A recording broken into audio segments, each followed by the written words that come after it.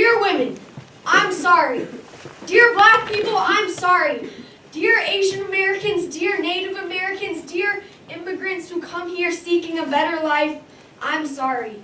Dear everyone who isn't a middle or upper class white boy, I'm sorry. I have started life at the top of a ladder while you were born on the first rung. I say now that I would change places with you in an instant, but if given the opportunity, would I? Probably not, because to be honest, being privileged is awesome. I'm not saying that you and me on different rungs of the ladder is how I want it to stay. I'm not saying that any part of me has for a moment even liked it that way. I'm just saying that I fucking love being privileged and I'm not ready to give that away. I love it because I can say fucking and not one of you is attributing that to the fact that everyone with my skin color has a dirty mouth. I love it because I don't have to spend an hour every morning putting on makeup to meet other people's standards. I love it because I can worry about what kind of food is on my plate instead of whether or not there will be food on my plate. I love it because when I see a police officer, I see someone who's on my side. To be honest, I'm scared of what it would be like if I wasn't on the top rung, if the tables were turned and I didn't have my white boy privilege safety blanket to protect me. If I lived a life lit by what I lack, not what I have, if I lived a life in which when I failed, the world would say, told you so. If I lived the life that you live. When I was born, I had a success story already written for me. You were given a pen and no paper. I've always felt that that's unfair, but I've never dared to speak up because I've been too scared.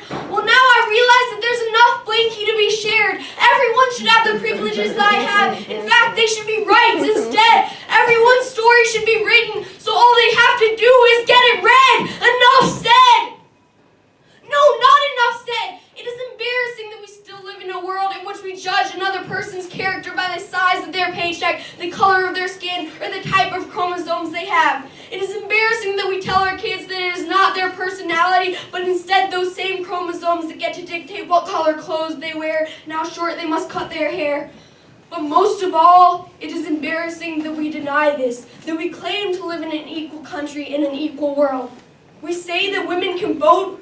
Well, guess what? They can run a country, own a company, and throw a nasty curveball as well. We just don't give them the chance to.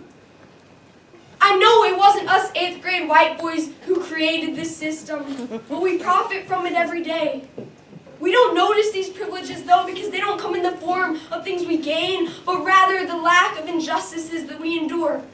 Because of my gender, I can watch any sport on TV and feel like that could be me one day. Because of my race, I can eat at a fancy restaurant without the waitstaff expecting me to steal the silverware. Thanks to my parents' salary, I go to a school that brings my dreams closer instead of pushing them away. Dear white boys, I'm not sorry. I don't care if you think the feminists are taking over the world or the Black Lives Matter movement has gotten a little too strong, because that's bullshit.